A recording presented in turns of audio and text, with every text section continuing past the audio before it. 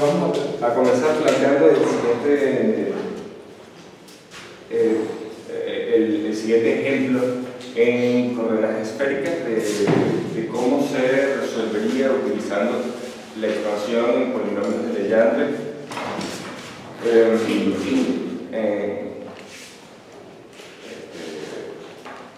de la ecuación de Laplace. Entonces, vamos a plantear el problema.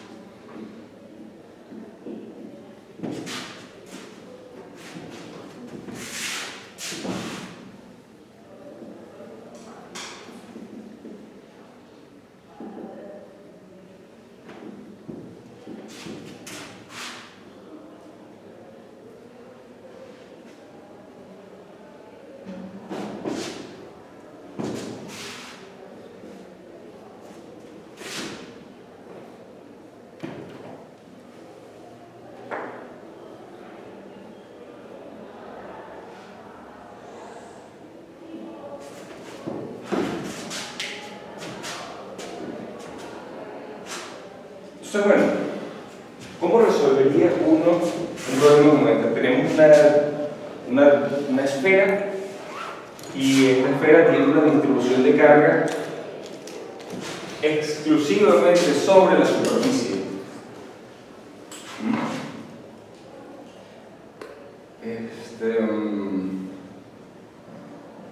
Uno pudiera decir, bueno, vamos a plantearnos el problema de resolver laplaciano de P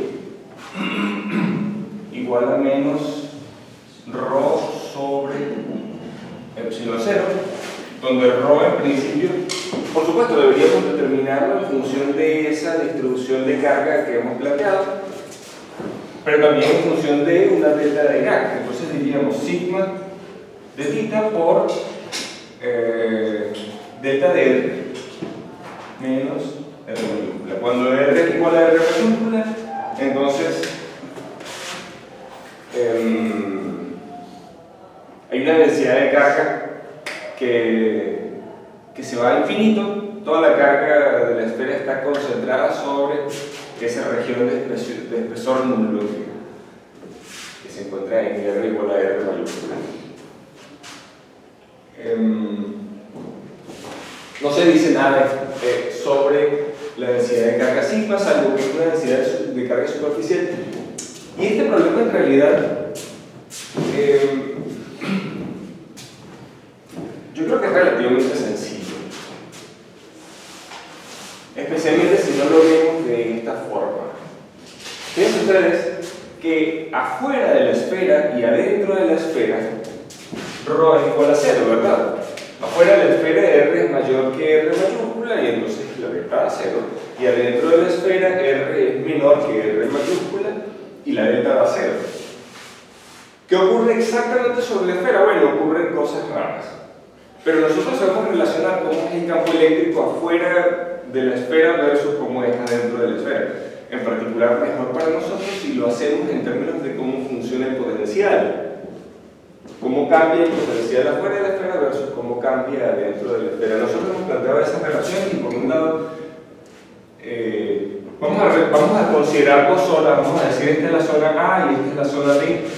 utilizamos letras simplemente para simplificar la nomenclatura. Decimos el potencial en la región A, que es el interior, evaluado en R igual a R mayúscula, debe ser igual al potencial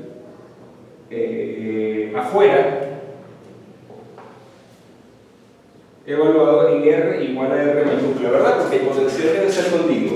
Esa es una de las condiciones que habíamos establecido. Y eso es cierto para cada uno de los puntos sobre la esfera. Es decir, para todo teta, porque hay simetría axial.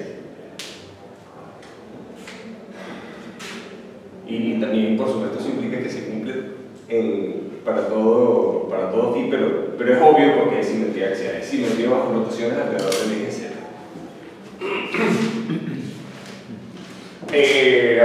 A todas estas, pudiésemos haber resuelto el problema con simetría axial, pero utilizando otro eje, ¿no? Aquí elegimos que sea alrededor del eje Z, porque si no es el eje Z, elegimos ese eje como el polo norte para nuestras transformaciones que nos lleven a las coordenadas esféricas. Definimos las coordenadas esféricas en función de que aquel sea θ igual a 0. Entonces está, por un lado tenemos esta condición y por otro lado tenemos la condición de que la derivada normal del potencial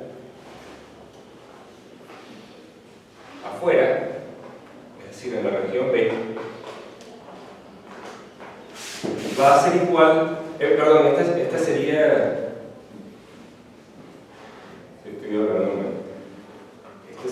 sería el potencial de la región B, pero en R igual a R mayúscula. Esto debería ser igual a la derivada normal también. Lo estoy escribiendo mal, pero vamos a poner una y aquí. Y entonces no hace falta el gorrito, pero bueno, ponemos un paréntesis. Estoy mezclando notaciones. Aquí ponemos el potencial en la región de adentro y evaluamos en R igual a B, salvo que estos entre sí difieren por un valor. ¿Alguno de ustedes me puede decir cuál es el valor que sí no hace que diferencia? ¿Positivo o negativo?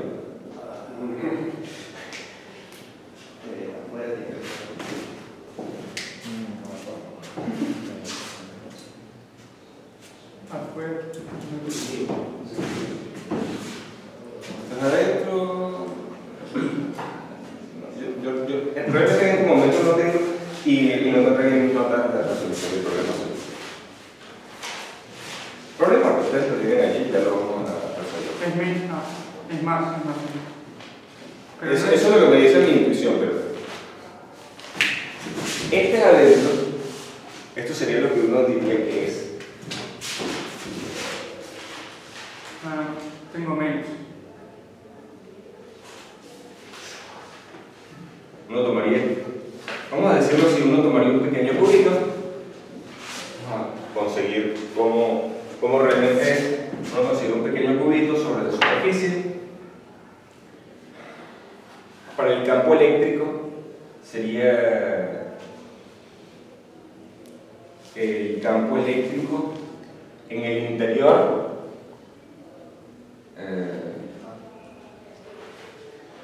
en la región A, punto N. N lo vamos a poner hacia afuera. Este estaría hacia adentro más N punto E en la región B, ¿verdad? Ese sería el flujo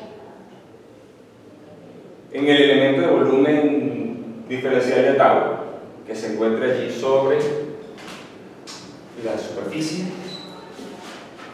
y esto debería ser igual a la carga encerrada sobre epsilon 0, eso es sigma por el diferencial de tau, digamos sigma sobre epsilon 0. Si este lo paso a sumar, a restar al otro lado, Entonces me queda menos, pero el potencial es menos eso. Entonces, lo estoy poniendo mal, esto es menos. ¿Bien? Esto es igual a n gradiente del potencial en A menos n gradiente del potencial en B.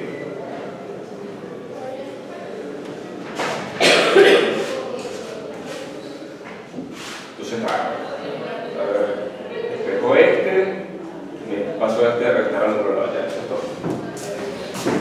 Ok, ¿cómo?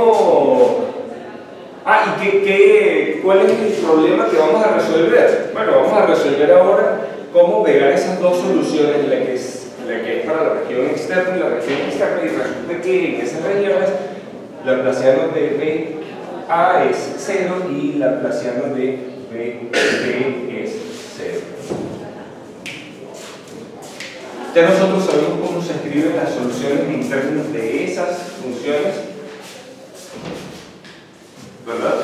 Ya sabemos cómo se escriben las soluciones en esas dos regiones, y en ambos casos el potencial se escribe como una suma sobre L desde 0 hasta infinito de AL por R a la L más de L por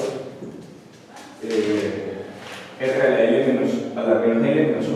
Vamos a ponerlo en el denominador R a la L más 1 en el denominador por PL de coseno de θ.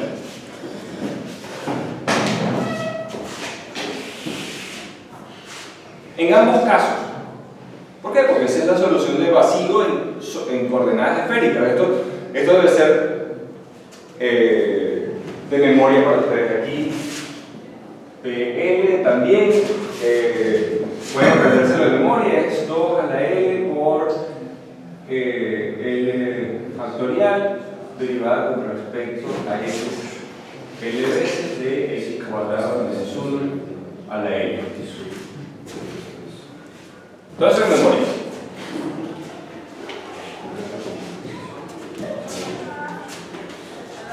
Ahora,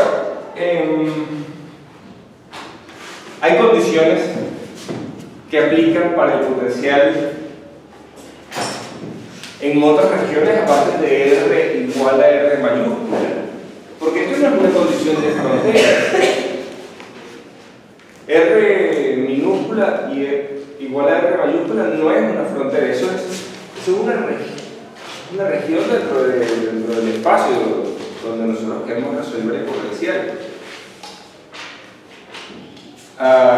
Puede haber un juego de palabras allí cuando uno dice que utiliza esto como condiciones de frontera. Bueno, consideramos las dos regiones por separado y entonces cada una de esas regiones tiene una frontera. ¿Cómo se pegan en esa frontera las dos soluciones? Okay. Pero las reglas, en todo caso, sí hay verdaderas condiciones para el potencial que en el infinito debe producir un campo eléctrico que no sea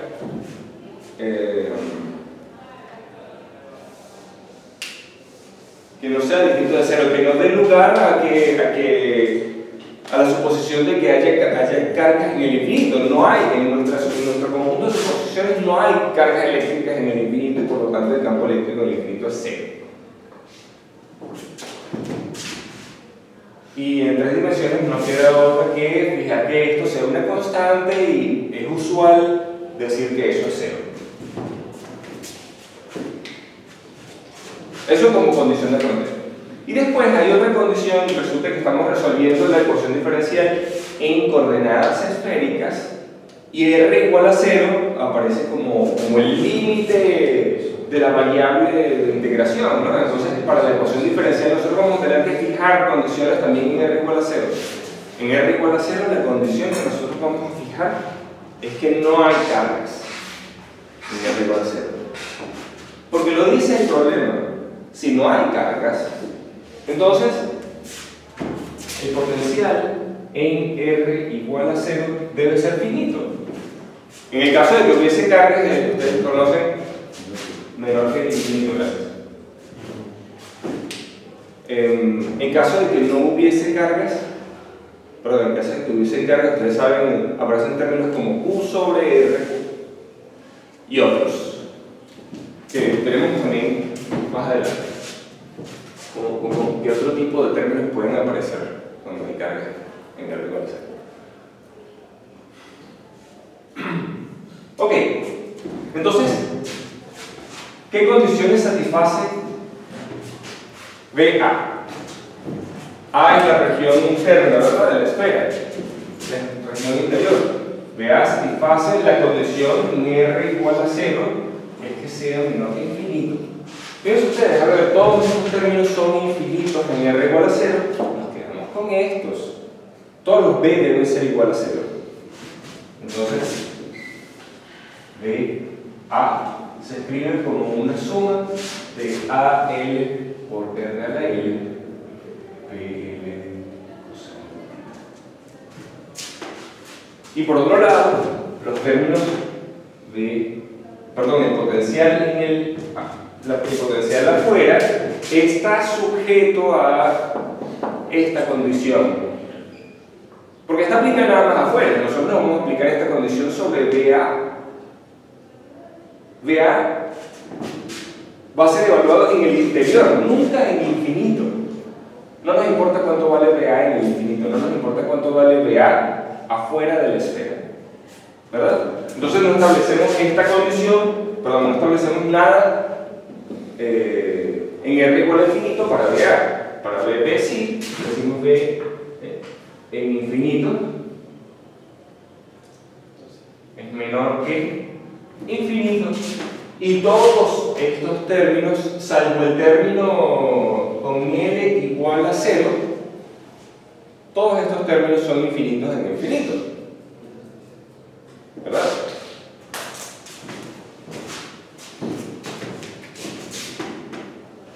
Y resulta que ese término que es constante está acompañado por PL. Y PL, cuando L es igual a 0, esto sería la derivada 0 de esto elevado a la 0. Eso es una constante que vale 1. P0 es 1. Entonces el valor de esto es a 0. El valor de BB en infinito es a 0. Para establecer esta condición, fijamos el valor de A0 igual a 0.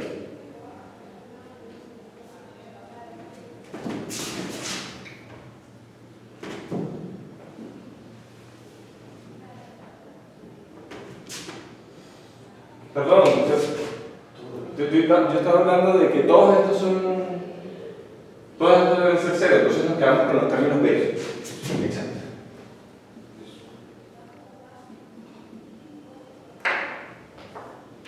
Potencial de R.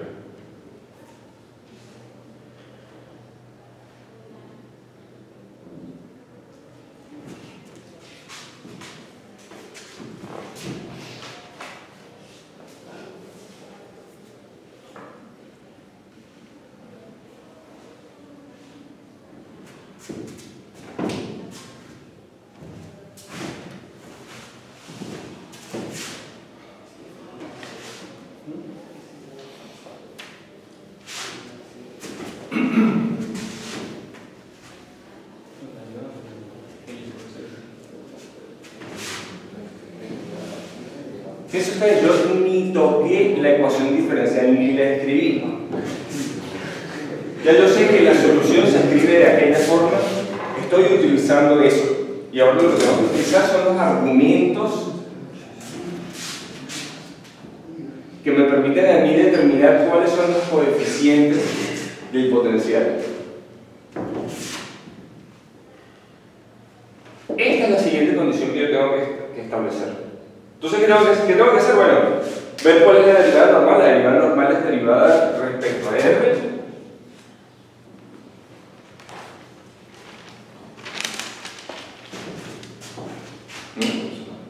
porque estamos sobre la superficie de una esfera, ¿no? La normal de la esfera es el vector R. Y nada, podemos evaluar directamente eso. La suma sobre L de a L por, a ver, la derivada respecto a R sería L por R a la L menos 1.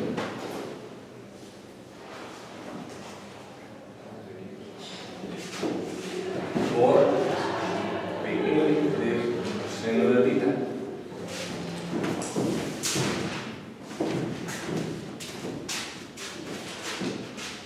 Esto, que es este término, salvo que ahora lo tengo que evaluar en R minúscula igual a R mayúscula, ¿verdad? Menos sigma sobre epsilon 0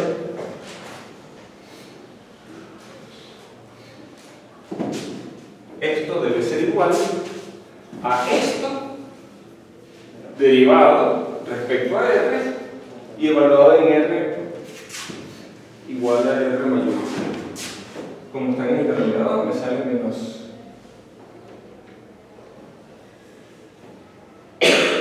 suma sobre L de L más 1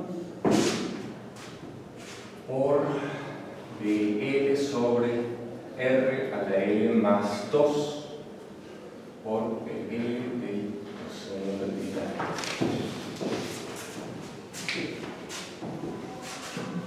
¿Bien? Yo entrante la condición de qué pasa en el borde, B sub A y B sub B evaluado. No, esta es una de las condiciones. Esto, fíjate tú, me va a permitir relacionar a L y a DL. Pero esta condición todavía no se ha establecido. Primero empecé a utilizar esto. Primero empecé a escribir esto. Pero con la tercera no puedes sacarlo también, con eso. Son independientes. Esta y esta condición son independientes.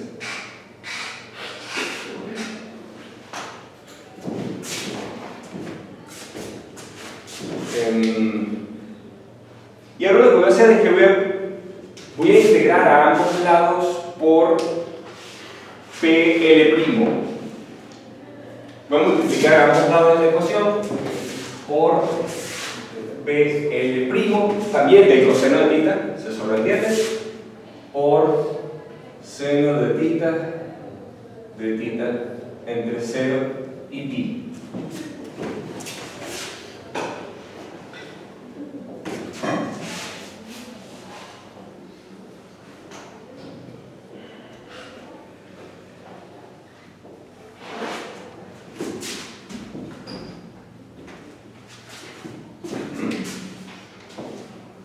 Y utilizo que PL del coseno de θ por PL' del coseno de θ integrado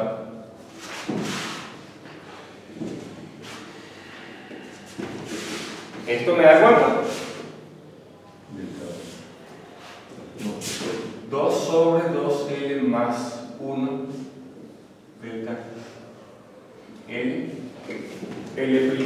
Son ortogonales. Utilizo los PL como funciones ortogonales. Utilizo esa propiedad en este momento. Entonces, fíjense ustedes, aquí yo lo que estoy haciendo es tomando la componente de un vector. Yo considero a esto como un vector. La componente del vector sería lo que acompaña al PL.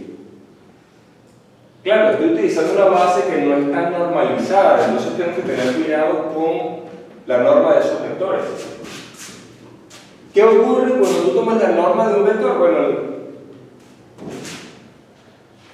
la componente será la proyección del vector hacia la base con respecto a la cual tú estás mirando la componente. Bueno, eso es exactamente lo que es este segundo término. La proyección de este vector en esta base. Aunque en principio no sabemos cómo es la expansión de sigma de tita en términos de los polinomios ortogonales de Legendre, la sabremos después de haber realizado esa integral. Bueno, de momento, fíjense ustedes, esto con esto me produce una delta de Kronecker, y de la sumatoria solamente va a sobrevivir el término en que L es igual a L'. Entonces vamos a escribir ese término exclusivamente, ¿sí? Nos sale a L' por L' por R a la L' menos 1. Ajá. Me sale el término 2 sobre 2L' más 1.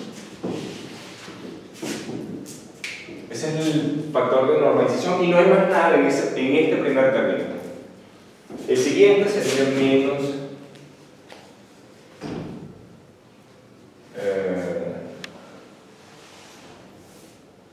esa integral, vamos a escribirla completa. Integral de 0 a pi de tita, 0 de tita.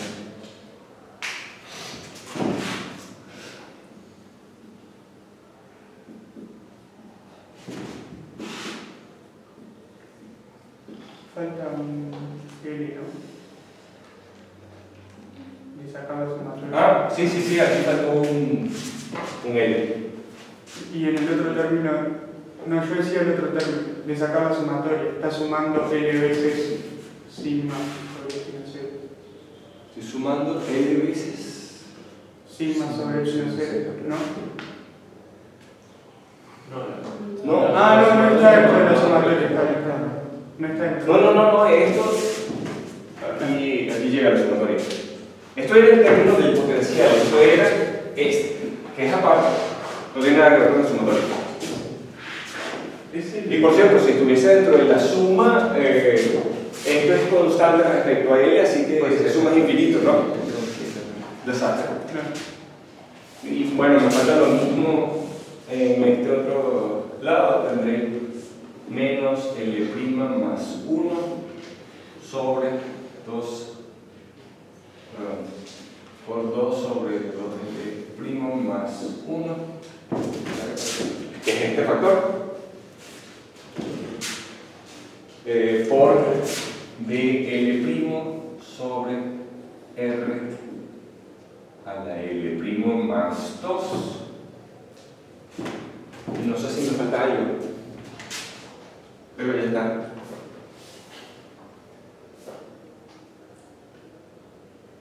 Entonces, fíjense ustedes, tenemos una ecuación que relaciona A a B. Si la carga fuese 0, básicamente ya sabemos cuánto vale A en función de B, ¿no? Y por el otro lado tenemos esta otra ecuación que me dice que los potenciales son iguales. A ver, vamos a escribirlo en azul también para demostrar que se note la diferencia. La suma sobre de este lado igual, vamos a poner A también de este lado. A la L por R a la L por PL del coseno de mitad debe ser igual a la suma sobre L de PL sobre R a la L más 1 por PL del coseno de mitad. Y ahora multiplico a ambos lados por PL, perdón, e integro en tita.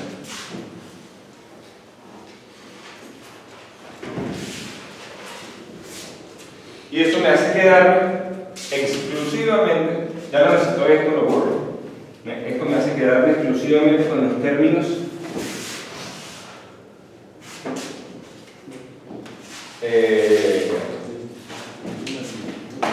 que identifican los coeficientes del vector. Esto se escribe como AL por R a la L igual a BL sobre R a la L más 1.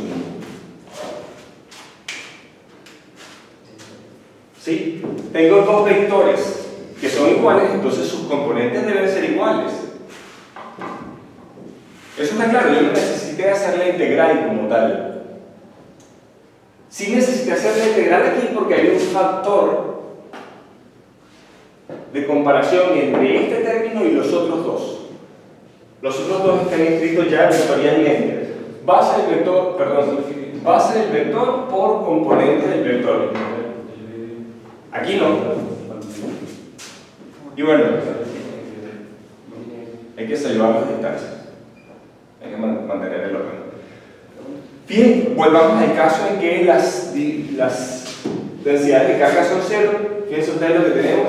Sigma igual a 0, este término no aparece. Aquí tengo que AL debe ser proporcional a BL.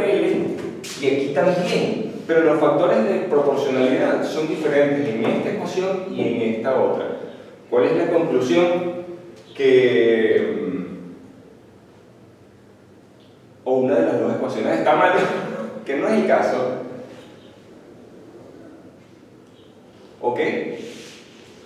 Ambas cantidades son cero. La solución única sería que A y B fuesen cero. Entonces, bueno, sin pregunta. No te solo me explican la tercera línea. ¿Perdón? La tercera línea empezando de arriba, ahí, tenés el prima de ese. Perdón, no había visto cuando dijo que faltaba un L, yo pensaba que era este, lo escribí aquí de último, pero ya lo dije. Sí, no lo recuerdo.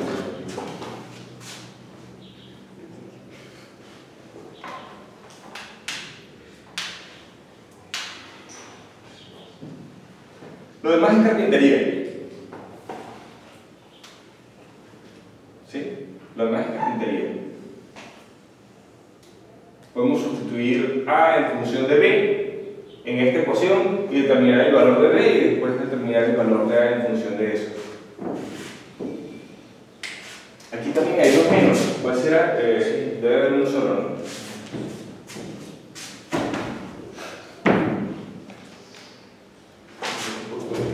Voy a hacer lo que dije, pero en el caso de B, voy a decir que BL es a L por R a la 2L más 1.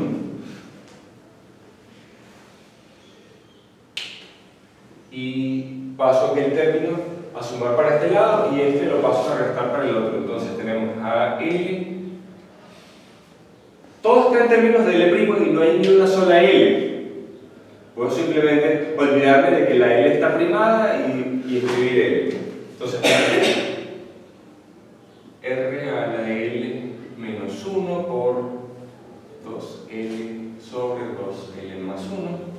En este primer término, aquel, al pasarlo por acá, me queda como 2 por L más 1 sobre 2L más 1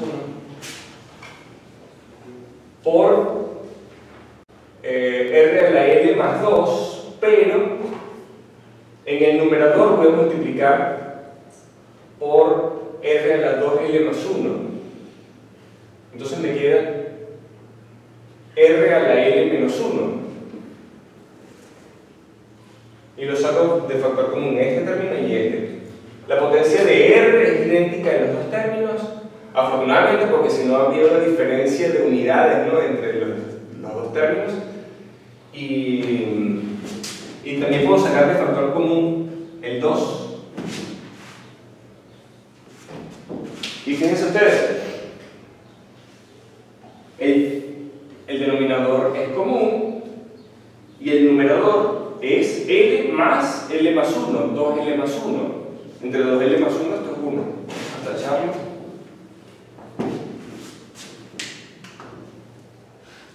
Y del otro lado de la ecuación me queda este. Esto es igual a 1 sobre epsilon 0 la integral de tita, seno de tita, sigma de tita, b, l del coseno de tita. Entonces ya sabemos cuánto vale A. A vale esto entre 2 a la R, perdón, 2 por R a la L menos 1.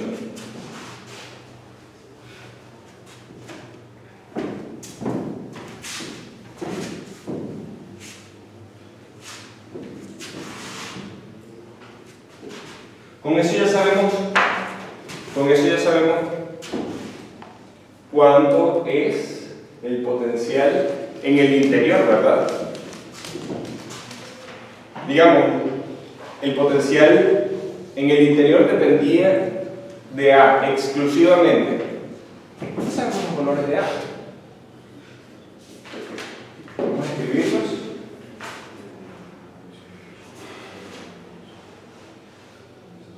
Vamos a escribir la solución de esta forma.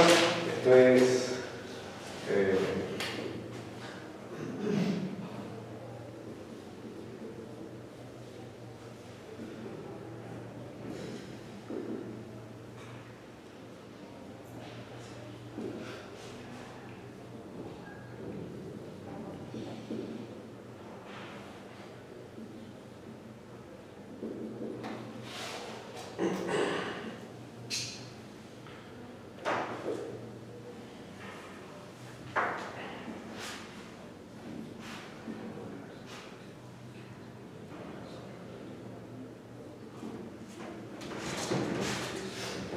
mientras que VB es lo mismo pero multiplicado por este otro factor.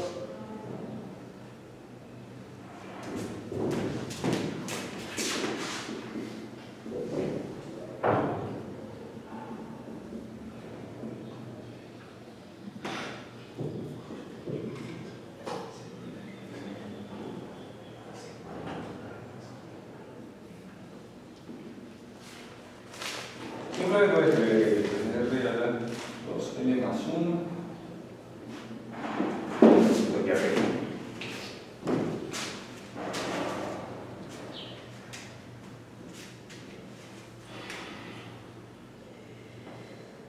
¿Sí?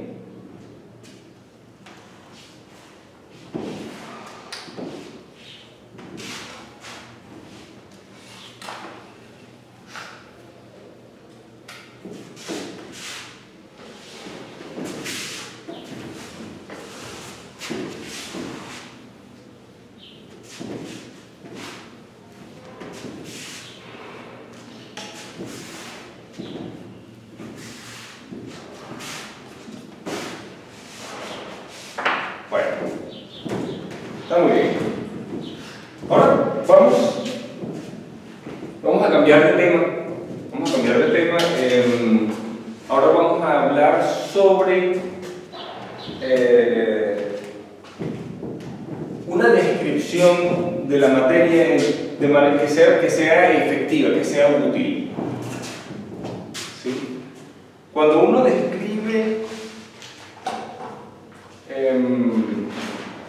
las cargas, digamos, en un material determinado, uno no describe todas las cargas, ni sus interacciones, no se mantiene estudiando constantemente la dinámica de cada una de las cargas y cómo interactúa con todas las demás. Eso sería realmente absurdo porque en cada lote de materia, en un molde de materia, 6 por 10 a la 23 es la cosa. Partículas, ¿no? Átomos. Cada átomo tiene unos cuantos electrones y protones y habría que estudiar cada uno de estos. Entonces, ¿qué hace uno? Uno, en lugar de describir la materia de esa forma, describe lo que se vería lejos de ella, y eso resulta muy útil porque uno nunca o normalmente no necesita estudiar cómo son las interacciones con ese material demasiado cerca, a menos que vaya a estudiar las interacciones de, qué sé yo, de cuando una de las partículas se acerca cuanto desee a las otras. Lo cierto es que uno mantiene siempre una descripción efectiva. Efectiva quiero decir eso, útil. Y también quiere decir otro montón de cosas, pero mantengámoslo allí.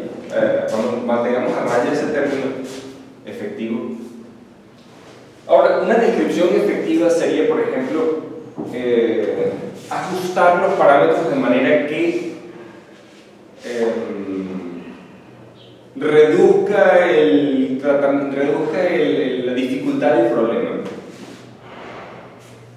En lugar de describir, por ejemplo, cómo cada una de las partículas que se encuentra de un material se siente afectada por el paso de una carga, ¿verdad? Y cómo eso genera una dinámica que produce movimiento de cargas y un apantallamiento de la carga, etcétera, etcétera. En lugar de considerar eso, uno dice, bueno, prefiero cambiarle el valor a la carga y describir esta carga como si tuviese una carga que es diferente. Y eso se hace. Eso suele hacerse. Con las mismas ecuaciones uno puede describir perfectamente bien el movimiento de un electrón dentro de un material, pero resulta que no puede poner la carga del electrón, tiene que poner un parámetro diferente. Tiene que poner la carga efectiva del electrón, que es el parámetro que mejor describe el movimiento.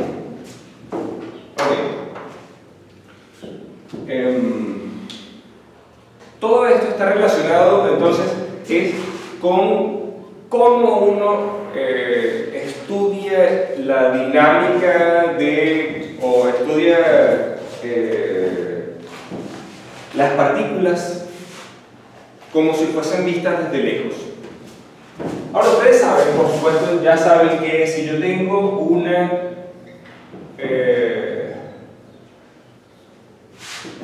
distribución de carga que está localizada en una región muy pequeña, digamos que de esta forma, y tiene carga montones y su distribución necesariamente es regular, bueno, resulta que toda esa carga yo la puedo poner dentro de una esfera imaginaria y decir, bueno, este es el potencial en la región A, este es el potencial en la región B, en la región externa.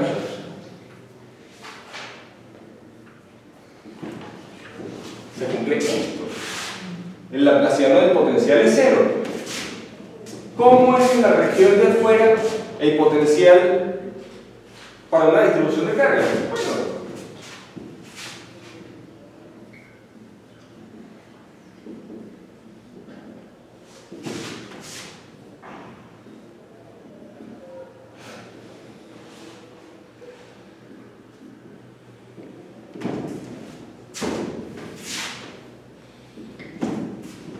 de esta forma. El primer término en esta expansión, fíjense ustedes, sería B0 por P0. Ya vimos que P0 es 1, ¿no? No lo escribamos, pero aquí L igual a 0 sería B0 sobre R. Eso es para L igual a 0. El siguiente sería B1 por P1, que creo que es coseno de tita, sobre R cuadrado. El siguiente sigue así, ¿no? La cosa.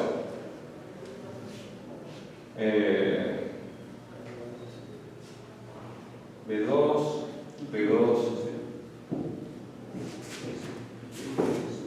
etc. Cuando nos encontremos muy lejos, estos términos van a ser considerablemente más pequeños que estos otros.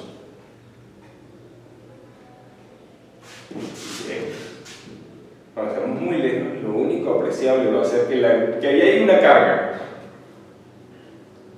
neta. Porque este término definitivamente se parece al de una carga puntual, ¿no? Esto es K por Q. ¿Pero y qué es esto? ¿Y qué es esto? Entonces lo que vamos a hacer a continuación es que vamos a considerar la siguiente, vamos a considerar cómo es el potencial debido a una distribución que es de esa forma, pero vamos a evaluar el potencial muy lejos de la fuente. Es decir, en general el potencial se puede escribir de esta forma. Esto es la integral en tau prima de rho de R' por dividido por R menos R'. Y aquí me falta un epsilon 0. Por cierto, ¿por qué no usamos esta fórmula en el caso anterior? En el problema anterior. Conocíamos rho, ¿verdad? Podríamos haberlo usado. Qué difícil hacer esa integral. Ni se imaginan.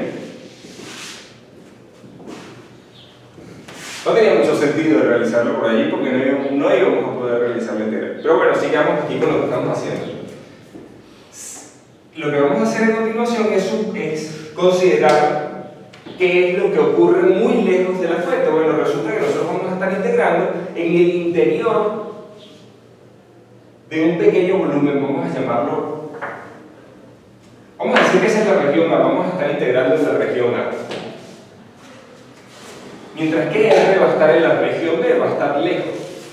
Y 1 sobre R menos R' será un número pequeño porque, digamos, estos puntos se encuentran cerca del origen del sistema de coordenadas, mientras que estos se encuentran lejos, pero eso es como decir 1 sobre la distancia del origen. En primera aproximación eso es 1 sobre la distancia. Entonces vamos a describir esto como una raíz del producto interno de este vector consigo mismo, y eso sería R cuadrado es el módulo de este vector, más R' al cuadrado, menos 2 veces el producto interno entre estos dos vectores.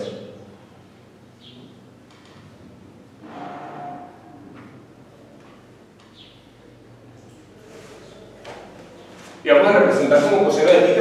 Allí θ representa el ángulo entre estos dos vectores y no el θ de ellos. Y como R es pequeño, bueno, esto es aproximadamente 1 sobre R por 1 sobre la raíz de 1 más menos 2 R sobre R sobre coseno de θ más términos que aquí adentro son insignificantes porque R' sobre R es menor que 1, ¿verdad?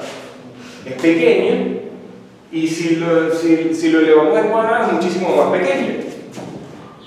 Entonces ese otro término es insignificante comparado con este, y podemos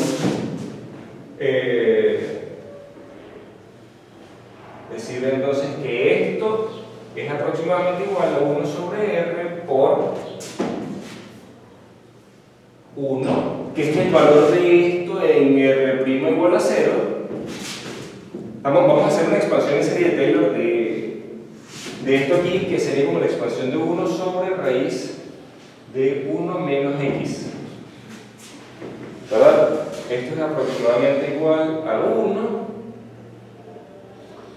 más x por la derivada de esto, ¿verdad? Esa derivada sería menos 1/2 por la derivada interna, que sería menos 1 sobre la raíz elevada al cubo, que sería 1 menos x a la 3 métricos. Y aquí lo evaluamos en 0, ¿no? Entonces, aproximadamente igual a 1 más 1/2 de x.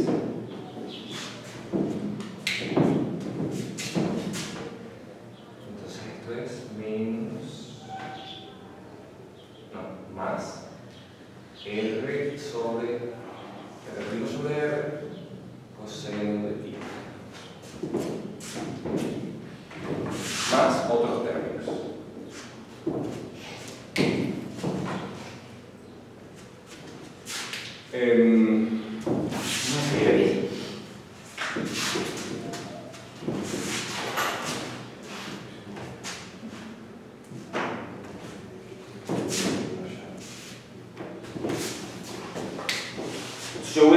incluir esa expansión aquí adentro.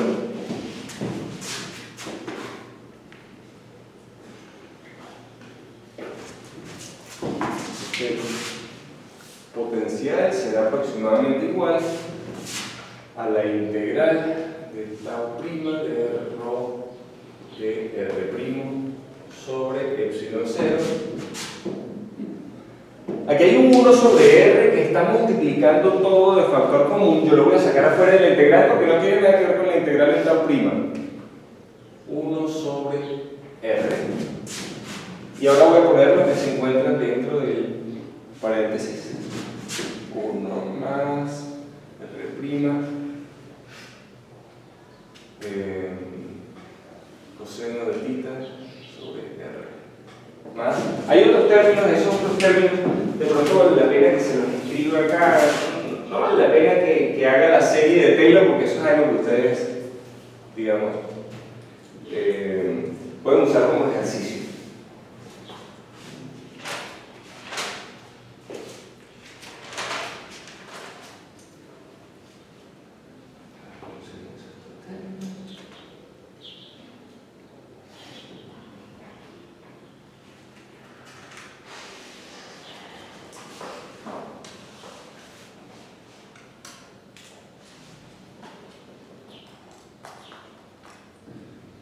Se lo debo porque no.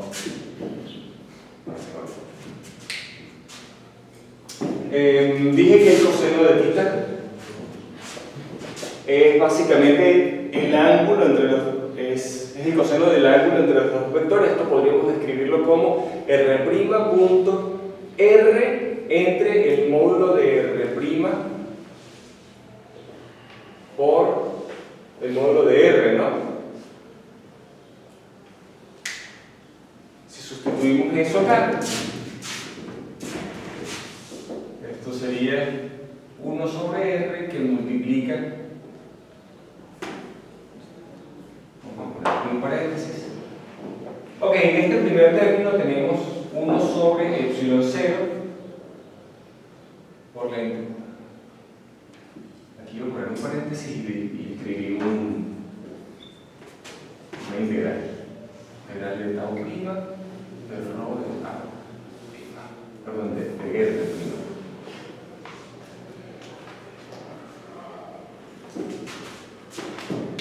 Este sería el primer término. Ahora voy con el segundo, más 1 sobre epsilon por. A ver, aquí mi denominador está este r y está este otro. Entonces voy a sacar el 1 sobre r cuadrado y pongo aquí la integral. ¿El epsilon 0 lo subió? El epsilon 0 está aquí, multiplicado por esto. Pero lo sacaste de la integral. No. Esto no está dentro de esta integral. Ah. Estoy integrando primero este primer término, luego este otro. Si este término estuviese dentro de la integral, tendría que haber puesto un paréntesis aquí. Pero, ¿verdad? La integral de tau prima de rho de r'. Y ahora tengo aquí r' punto r, que sería todas estas cargas, ¿verdad? Y seguiría, esto seguiría.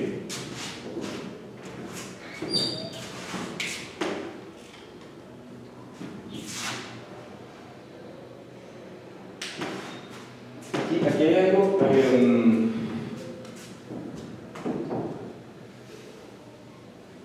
creo que aquí me faltaba un 4pi epsilon 0, ¿verdad?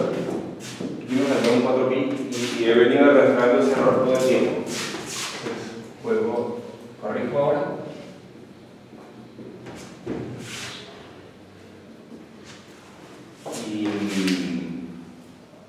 Y fíjense ustedes lo que me queda. Este primer término es la integral sobre la densidad de carga, que es la carga total.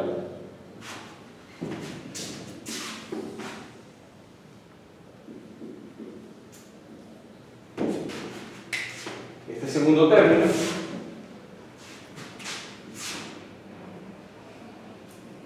sería, a ver, voy a sacar el factor común este R y dividir entre el módulo de R. Este módulo de R cuadrado con este me queda R al cubo, ¿verdad? Módulo de R al cubo. Pero veo que esto se comporta como un término de 1 sobre la distancia al cuadrado, ¿no? Porque aquí tenemos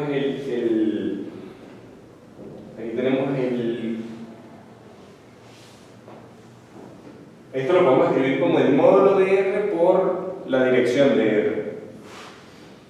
Y el módulo se cancelaría con una unidad de allá abajo. Y esto lo podemos multiplicar por ahora un vector que yo voy a definir como P, donde P se define como la integral sobre tau prima del rho de R' por R'.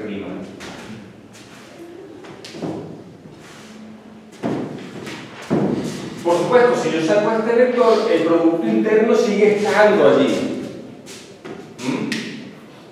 Quizás, para sacar esto, debería haber escrito esto en coordenadas, digamos, coordenadas cartesianas, sacar el vector, sacar la componente de este vector afuera de la integral, porque no depende de las coordenadas primadas, entonces me quedaría xy multiplicada por la integral sobre tau prima de rho de R' por x' y. Y hay una suma, habría una suma sobre y.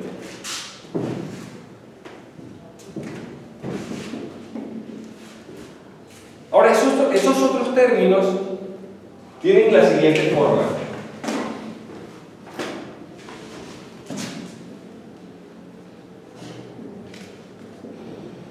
Vamos a poner aquí una suma.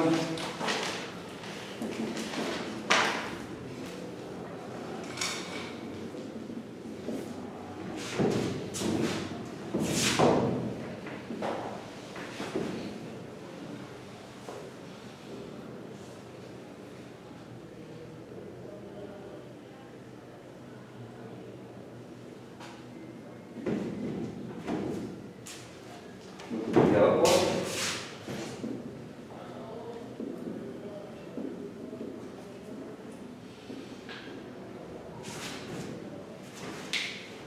donde los xy son las coordenadas. X1 sería x, x2 sería y x3 sería z, ¿no?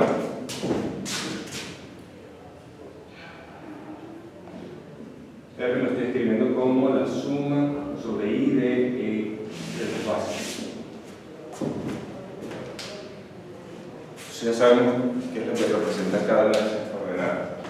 Entonces sería x en y más y en j más z en k.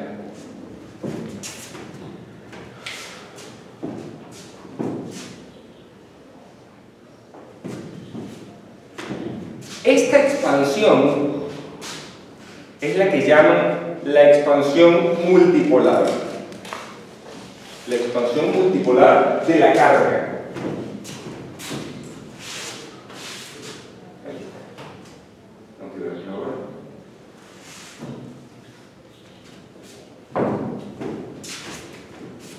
Vamos a ponerlo aquí.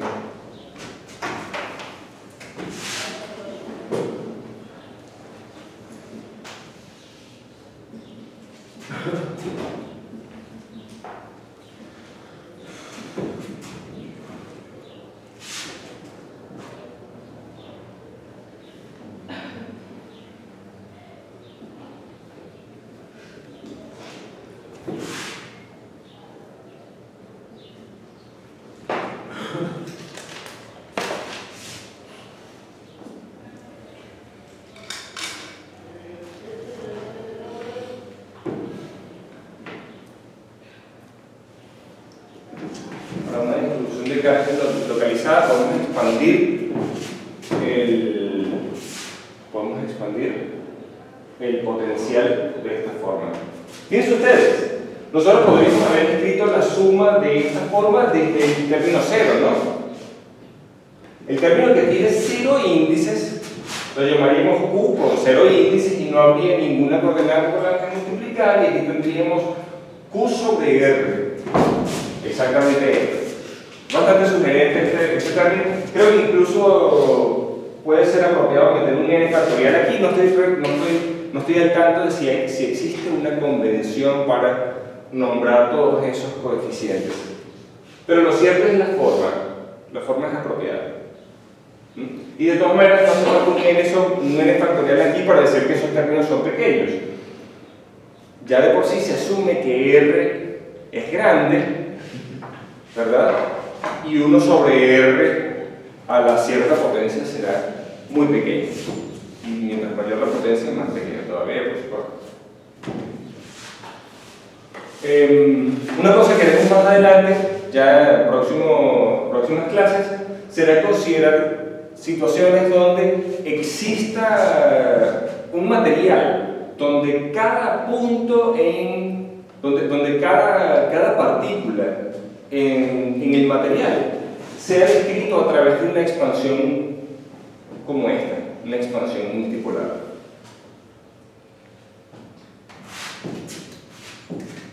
Y estas cantidades, Q, P, y en general los Q1 y 2 y N son los momentos multipolares.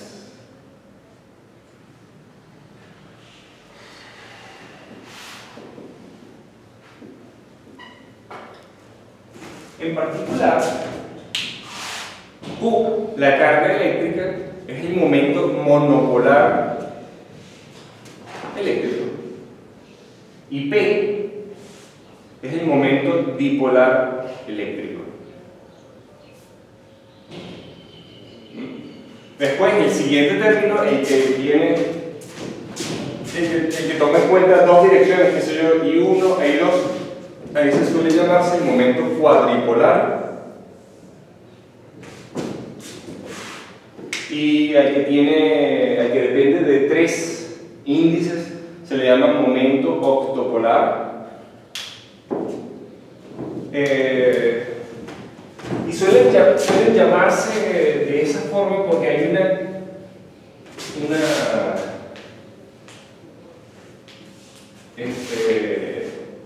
hay una razón muy clara, quiero decir. Digamos, supongamos que tenemos una carga determinada en un punto. Bueno, esto por supuesto sería el momento monopolar. A ese momento monopolar le llamamos carga. Cuando tenemos dos, supongamos que tienen igual magnitud pero signos contrarios. La carga total de esa distribución de cargas sería 0, ¿verdad? La suma de las cargas daría 0.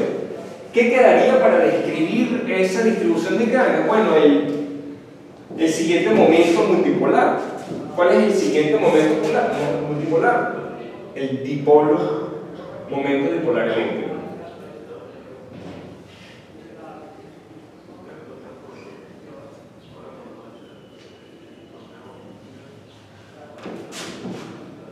P. Por supuesto, aquí P no es más que el Q con un solo índice, ¿no? Ahora, para producir un momento cuadripolar que no tenga momento dipolar eléctrico, se requieren 4 cargas. Y para que no tengan carga ni momento dipolar eléctrico, ¿no? Y esas cargas, voy a pintar en azul las positivas y en rojo las negativas. A ver.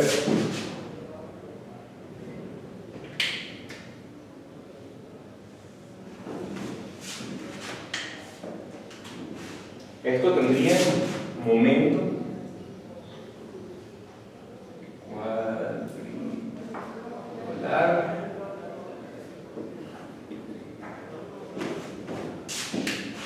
Es necesario poner allí más y menos porque rojas son negativas, las azules son positivas.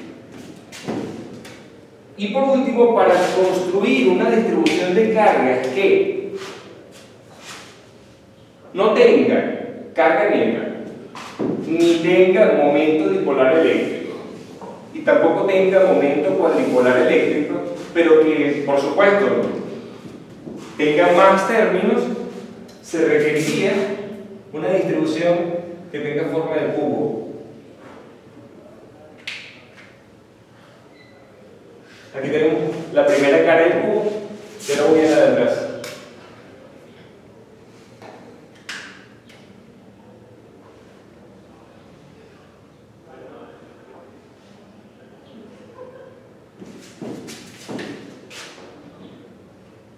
Están en dos planos, ¿no? Pero tienen, si tuviesen momento cuadripolar, ese momento cuadripolar estaría invertido para la carga de atrás. Fíjense ustedes, aquí las cargas negativas están en esta diagonal, pero en la carga de atrás las cargas negativas están en la dirección contraria, las cargas positivas tienen esa misma dirección. Y eso ocurre en todas las caras. En estas, las cargas negativas están en esta diagonal, pero en la de atrás, la de la izquierda, quiero decir, las cargas positivas están en esta diagonal. Entonces, los momentos cuadripolares en todas las direcciones se cancelan entre sí. Y se requieren 8 cargas, por eso se dice momento octopolar. Yo no sé si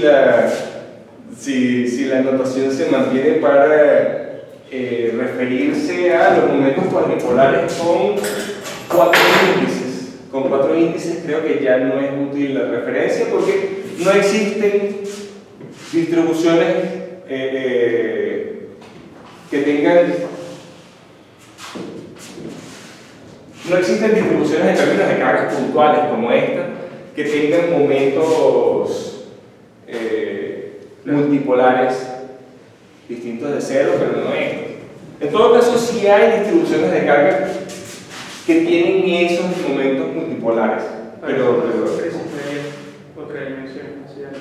sí, el absurdo, pero nos quedamos en 3 dimensiones y con los momentos.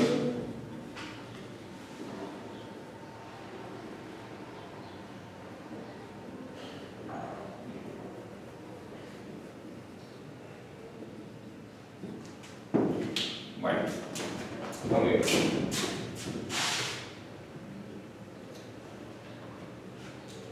Ahora, antes de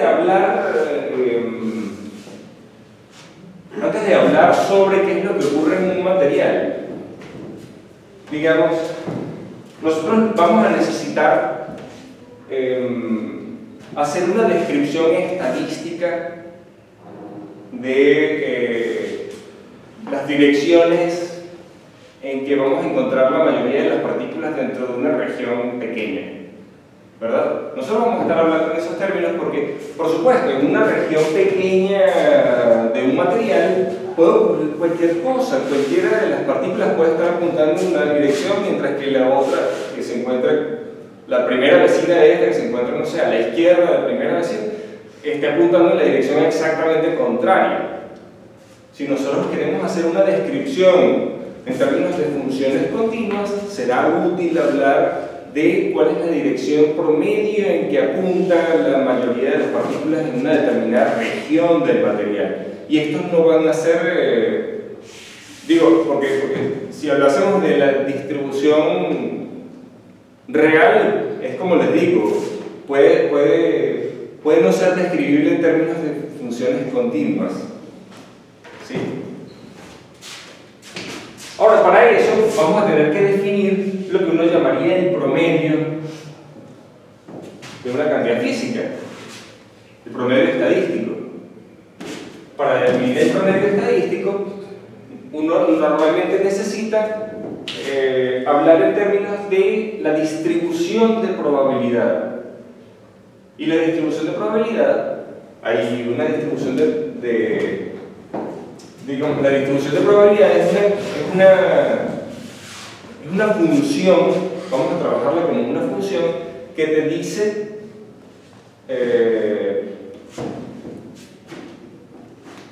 que te dice cuando integras sobre todas las posibilidades que la probabilidad de encontrarse en alguna de las configuraciones es igual a 1. Es decir, la suma de las probabilidades debe ser igual a 1. Pero por supuesto, la probabilidad de encontrar cualquier otra configuración siempre debe ser mayor que 0 y menor que 1. Menor o igual que 1, ¿no? Puede que la probabilidad de encontrarse en alguna configuración específica sea 1 y todas las demás 0. Con tal la suma sobre todas estas, la suma de las probabilidades de encontrarse en cualquiera de las configuraciones, siempre y cuando esa sume hasta 1, todo va bien. Entonces, vamos a llamar con P mayúscula a la distribución de probabilidades. Y, por supuesto, para sumar sobre las distintas configuraciones vamos a indicar con X y P a las distintas configuraciones. Entonces, la distribución de probabilidad sería una función que dependería de X y P. X y P son, por supuesto, los grados de libertad. Uno estaría aquí sumando sobre los grados de libertad que tiene la función, o los grados de libertad en que depende la función, la cantidad física que deseamos estudiar.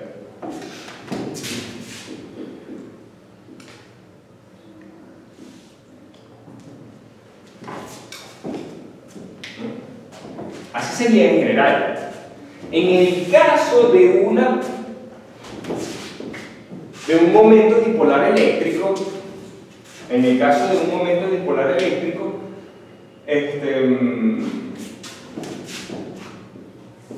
¿cuáles son los grados de libertad? Bueno, son angulares. Esto va a depender exclusivamente de ángulos. Si el momento dipolar está apuntando en alguna dirección, tendrá existirá una cierta probabilidad de que el momento dipolar esté apuntando en una dirección y otra probabilidad de que esté apuntando en otra. Entonces, aquí tendremos que hacer una integral en esos ángulos. Por ejemplo, no sé, una integral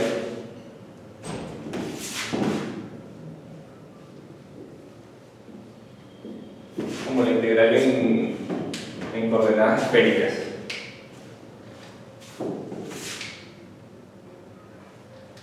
Porque depende de esos ángulos exclusivamente. Y por otro lado, la distribución de probabilidades que se utiliza en física normalmente,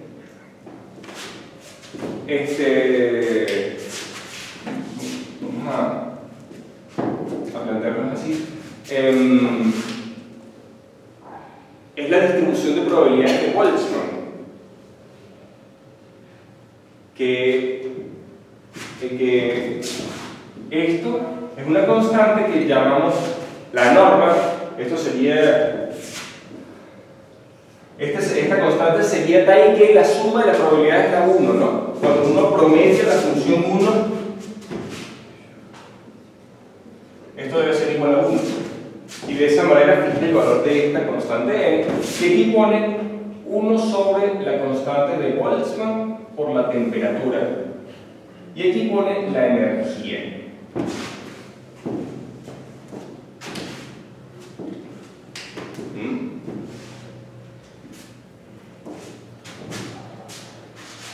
Entonces, aquí vamos a tener que dividir por esta constante de normalización y aquí vamos a tener que utilizar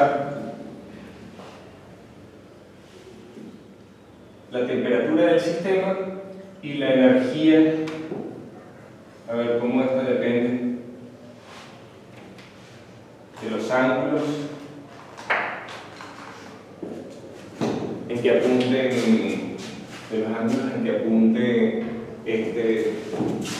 este momento dipolar eléctrico.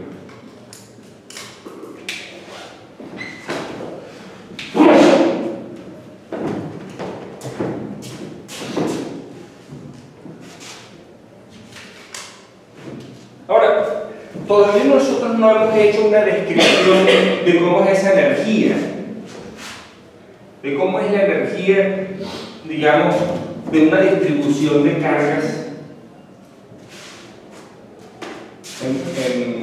de una distribución de cargas en general sí, pero de cómo es la energía expresada en términos de los momentos multipolares de una distribución de cargas, eso no lo hemos hecho todavía. ¿No falta un ejemplo por el momento dipolar? Gracias.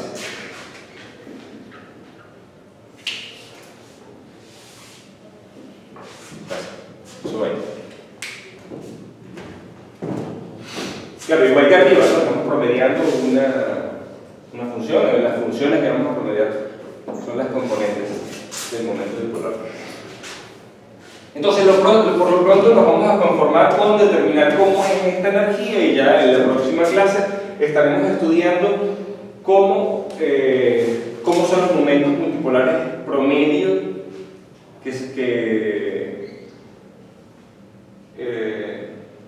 que podrán describir cómo son en cada uno de los puntos, o podremos describir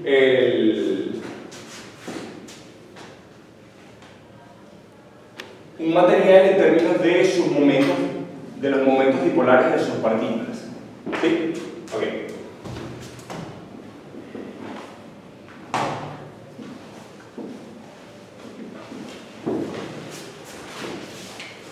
¿Cómo es la energía de interacción entonces entre uno de los momentos multipolares y un campo eléctrico externo? Porque por supuesto las cargas reaccionan a las partículas. Bueno, la energía de interacción entre una carga y un potencial externo es la carga por el potencial externo evaluado en el punto de la carga. Vamos a decir que eso es el punto cero. Eso sería la energía de interacción. Ahora, ¿y qué tal si no es una carga puntual, sino que tiene estructura que podemos escribir de aquella manera? Bueno, resulta que el potencial alrededor de cero se puede describir utilizando una serie de Taylor. Esto sería el potencial en el punto 0 más xi por la derivada con respecto a la coordenada y del potencial externo evaluado en 0 más 1 sobre 2 factorial por xi, xj, parcial i, parcial j del campo del potencial eléctrico evaluado en 0, etcétera, ¿no? Esto sería una serie de Taylor en varias coordenadas, ¿no? Para una función que depende de varias coordenadas, en varias variables. Pero nos vamos a quedar con los primeros dos términos. Esto sería, entonces, perdón, la energía potencial se vería modificada.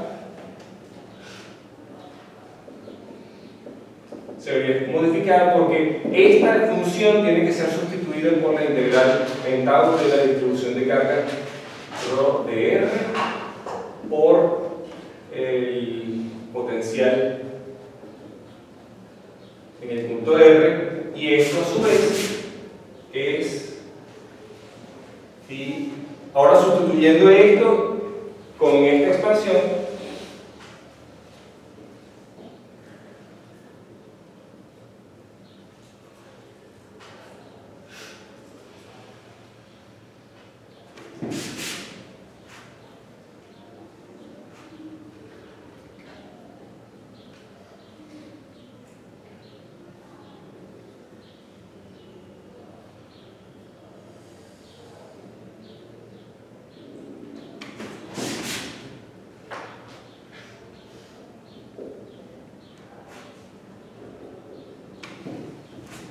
miren lo que me aparece acá. Esto es el potencial por la integral de ρ. ¿Qué es eso? Este término, potencial por la carga. Ahora aquí tenemos la derivada del potencial evaluada del cero. La derivada potencial es ¿qué? Menos el campo eléctrico, ¿verdad? ¿Y esto?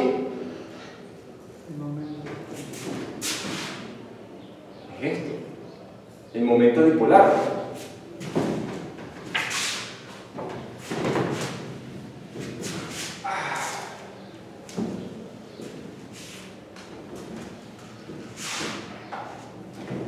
Entonces, la energía de interacción es la carga por el potencial exterior o externo, evaluado en el punto donde se encuentra la carga, más P por el campo eléctrico, mejor dicho, menos P por el campo eléctrico externo, ¿no? Y también evaluado el cero, evaluado en el punto donde se encuentra el momento dipolar. Esto es lo que vamos a meter aquí adentro. Esta es la energía de interacción. Este no nos interesa. Esto no va a depender del ángulo de inclinación de la partícula. Este primer término es independiente de esos ángulos. Pero el siguiente sí depende de los ángulos.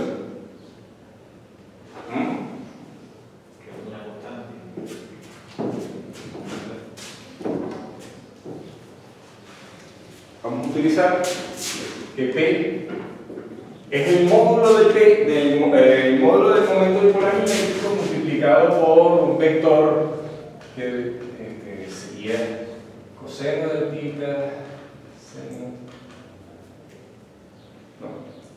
coseno de phi, seno de θ.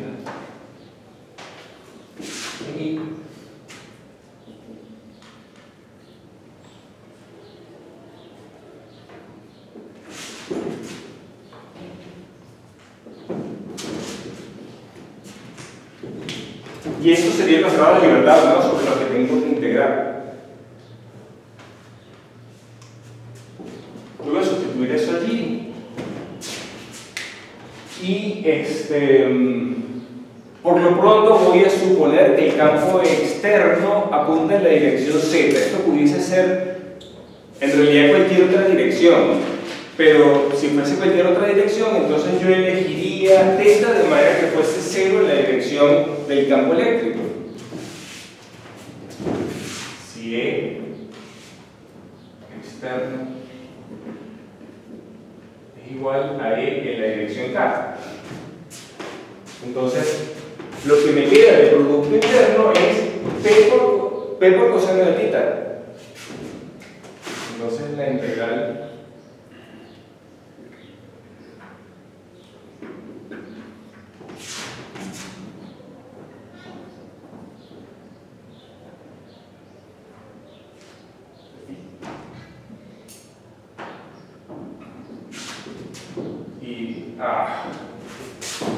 estoy utilizando distintas letras para representar la misma cosa. Después con ustedes,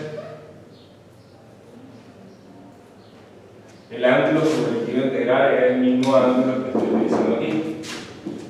Este se integra entre 0 y 2pi, entre 0 y pi, y me quedará E a la menos 1 sobre la constante de Boltzmann por temperatura por la energía que es menos P por el campo eléctrico por el coseno de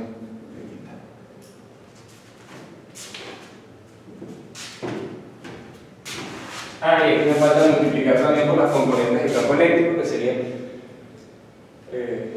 P coseno de coseno de phi seno de θ en I más seno de phi seno de θ en J más coseno de θ en K. Bueno, ya vemos que el integrando no depende de las coordenadas phi. Quiero decir, este término no depende de las coordenadas phi y este tampoco. Entonces, la integral del phi de este término entre 0 y 2pi el coseno tiene integral 0, entre 0 y 2pi el seno tiene integral 0, nada más me quedaría este otro. Entonces esto sería K por 2pi por la integral de 2pi, que es la integral sobre una constante. Nos falta dividir allí por el factor de normalización. Ese factor de normalización en este momento no nos interesa. Tendremos que hacer la integral entonces voy a llamar U, vamos a llamarlo más bien X. X es el coseno de θ.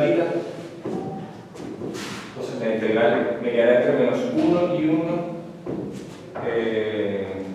de E a la P por E sobre constante de Boltzmann por temperatura por X multiplicada por P, que es este P que está acá, y por X. Falta hacer esa integral para saber cuál es el promedio de P sin haber determinado todavía la normalización.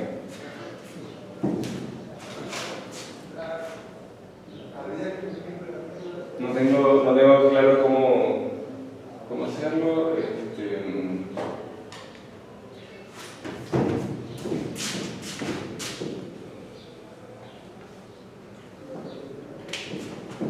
Pero la normalización es ese, sabiéndolo, y igualas a 1 y saliendo. No, la normalización debe ser tal que cuando tú quitas esto debe ser 1. Cuando sustituyes en lugar de P, sustituyes 1, esa integral es esa integral hasta aquí. Aquí habría que hacerla, ¿no? Pero de momento no me sale. No sé. Aquí en azul, hacer la integral en X de E a la alfa X menos 1 y 1 de X. Esto es la derivada con respecto a alfa de la integral en X de E a la alfa X entre menos 1 y 1. ¿Cierto? Cuando yo derivo respecto a alfa, la integral en X no tiene nada que ver con la derivada en alfa, así que puede entrar y sale un X como derivada interna. Entonces lo que esta integral sí la sé hacer, y esto me da derivada con respecto a alfa de E a la alfa sobre alfa menos E a la menos alfa sobre alfa, que es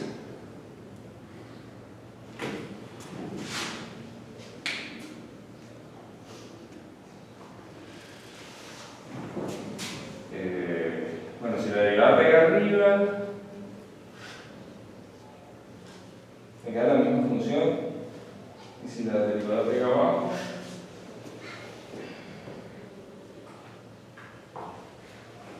lo podemos escribir. Seguramente esto lo podemos escribir de una manera conveniente. Integración por parte. No, ya yo integré. No. Ya integré, ahora lo que tenemos que derivar. Lo que tenemos que derivar ese término.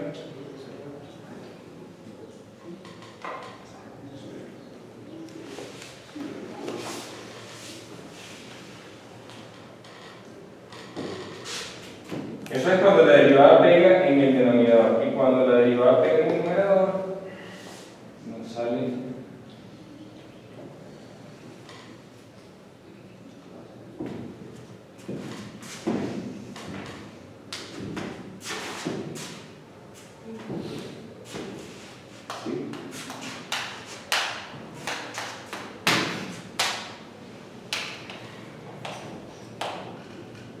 Aunque aquí hay una cuestión interesante, que es que esto es válido para toda temperatura, ¿no? Que no es necesariamente lo que nos interesa a nosotros nos interesa estudiar cómo se comporta el sistema a temperaturas altas. Y resulta que a temperaturas altas, a temperaturas altas este factor es muy pequeño, el factor de la exponencial es muy pequeño, y la exponencial puede ser sustituida entonces de manera que esto sea 1 más alfa. Es aproximadamente igual, ¿no?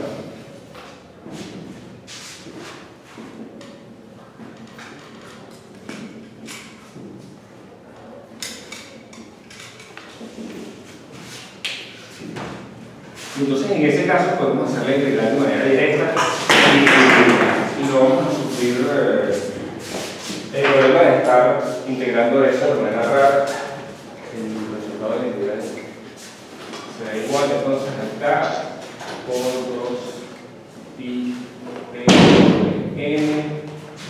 Y aquí tenemos la integral entre menos 1 y 1 de una constante.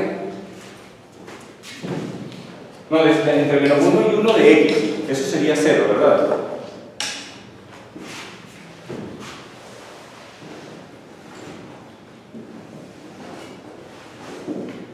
Aquí sería la integral de x más d por e sobre kb por d por x cuadrado. Tenemos esas dos integrales entre menos 1 y 1. Y entonces este término sobrevive.